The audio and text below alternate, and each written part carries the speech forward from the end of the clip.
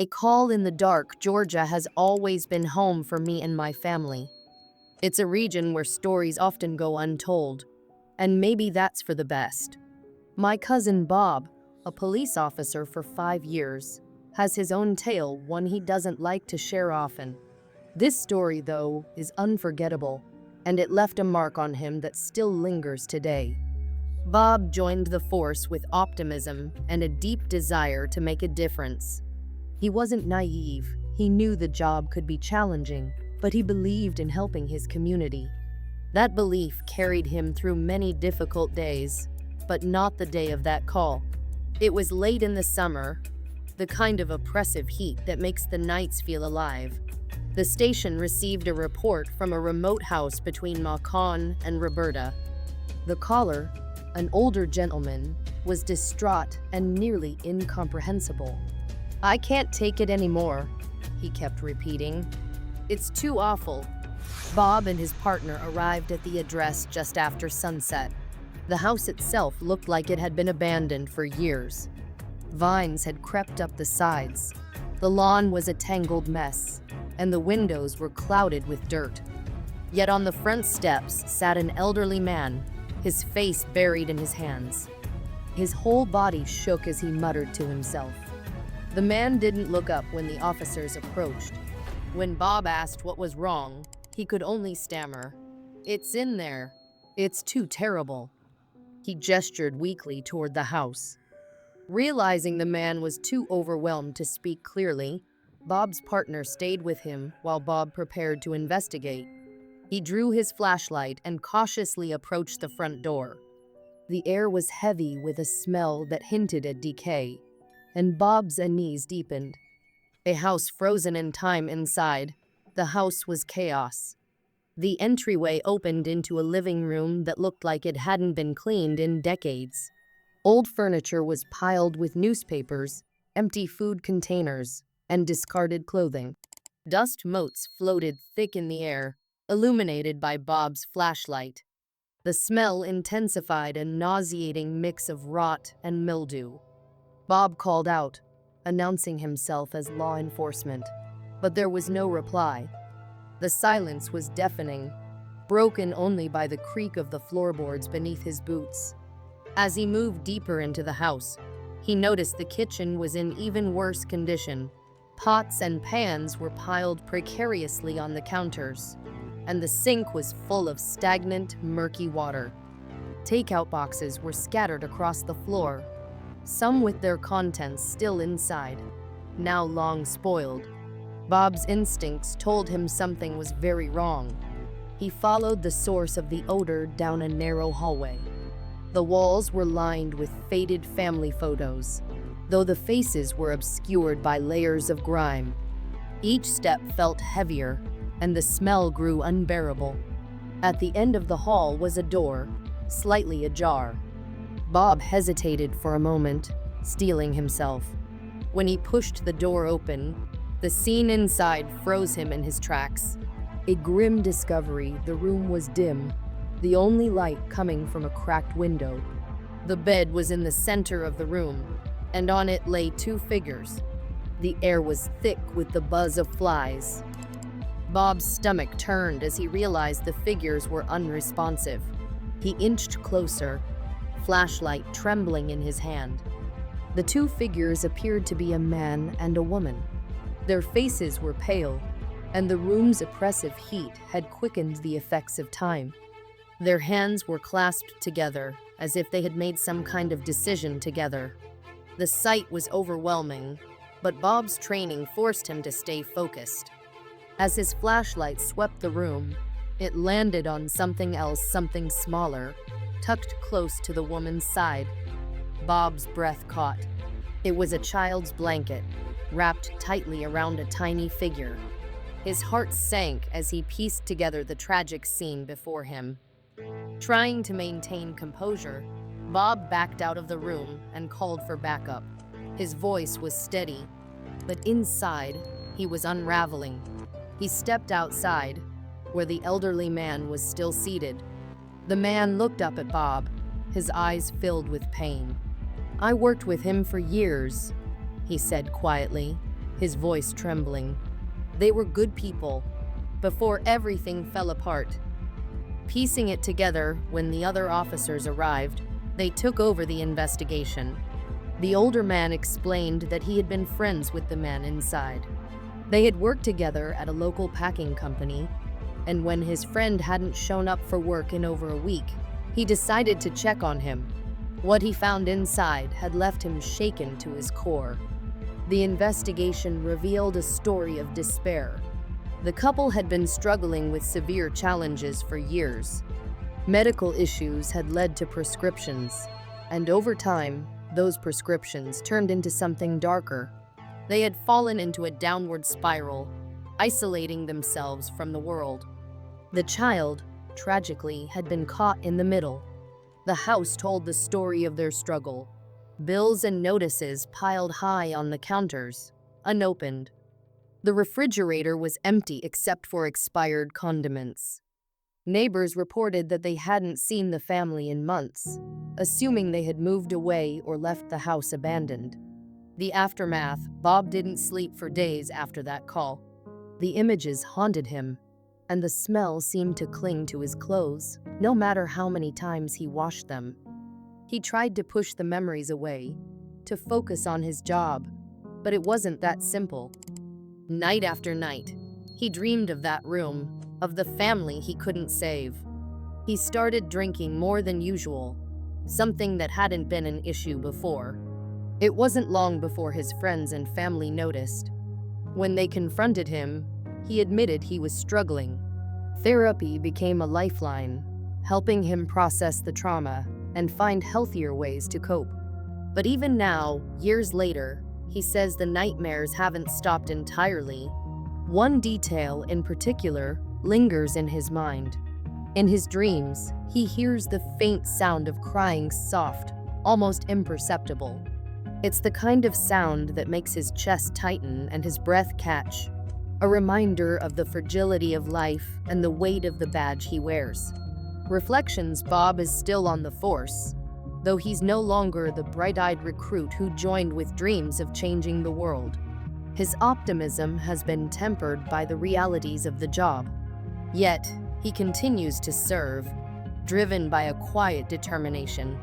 He says it's not about forgetting the difficult moments, but learning from them. For me, hearing this story changed the way I look at my own life. It's a reminder that everyone carries burdens we may never see, and that sometimes, even in the darkest moments, there's value in bearing witness. Bob's story isn't just about tragedy, it's about resilience, the ability to keep going, even when the world feels unbearably heavy. The house between Macon and Roberta still stands, though it's been boarded up and left to the elements. For those who know its story, it's a somber reminder of the struggles that can hide behind closed doors. And for Bob, it's a place he hopes never to see again. The silent house, Georgia, has always been a quiet place for my family and me. The middle of the state, with its dense woods and open fields, doesn't usually get attention for strange or tragic tales. But sometimes, even the quietest places can hide the darkest secrets. My cousin, Bob, has seen firsthand how quickly a routine day can spiral into a haunting memory. Bob has been on the police force for over 5 years. When he started, he was full of optimism, eager to serve and protect. He wasn't naive, he knew the job came with risks, but he had a genuine desire to help people. Over time, though, the realities of the job wore him down. Then came the call that changed everything. One warm evening, the department received a report from a property located between Macon and Roberta. The caller didn't provide many details, only saying something terrible had happened. When Bob arrived with his partner, the first thing he noticed was the state of the house. It looked abandoned, windows smudged with grime, weeds overtaking the yard, and the front door slightly ajar. On the front steps sat an older man. His hands were buried in his lap, and his shoulders shook with muffled sobs. Bob approached him carefully, noting the man's distressed state. He kept muttering under his breath, words like, "so awful," and "why didn't I check sooner?" When questioned, the man couldn't form a coherent sentence. His emotions seemed to overwhelm him completely. Realizing the man wasn't a threat, but might be deeply shaken, Bob's partner stayed outside to get more information while Bob prepared to investigate the house. The moment Bob stepped through the doorway, he was hit by an overpowering odor. It was a mixture of rot and mildew that made his stomach churn. He immediately reached for a cloth to cover his nose and mouth, knowing this was no ordinary scene. The living room and kitchen were in total disarray. Trash and old newspapers were stacked almost to the ceiling. The counters were cluttered with dirty dishes and spoiled food. It was clear whoever lived there had struggled to maintain basic upkeep. Despite the chaos, Bob remained focused. "Police, is anyone here?" Bob's voice echoed through the empty house, but there was no response. The stillness in the house was unsettling. Every step he took made the floorboards creak loudly, and the air felt heavier as he moved further in. He carefully scanned the living room and kitchen, but found no one. As he moved toward the back of the house, the smell intensified. His pulse quickened as he approached a closed door. "If anyone's in there, identify yourself," he called out, his hand hovering near his firearm. No answer. He pushed the door open slowly, and the sight that greeted him froze him in place. The bedroom was dimly lit by a single dusty window. The bed, in the center of the room, was occupied. Two figures lay motionless beneath the sheets. Bob took a step closer, trying to steady his breathing. As he approached the bed, he realized the figures were not asleep. They were lifeless, their skin pale and waxy.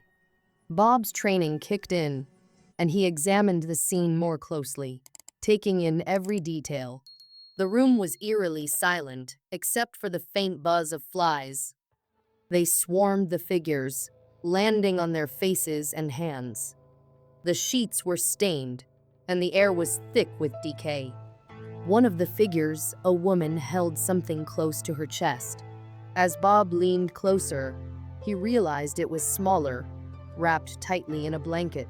His stomach turned as he understood what he was looking at. He stepped back quickly, the gravity of the scene hitting him like a tidal wave. He backed out of the room, unable to keep his composure any longer. Stumbling outside, he barely made it to the steps before he emptied his stomach onto the overgrown grass.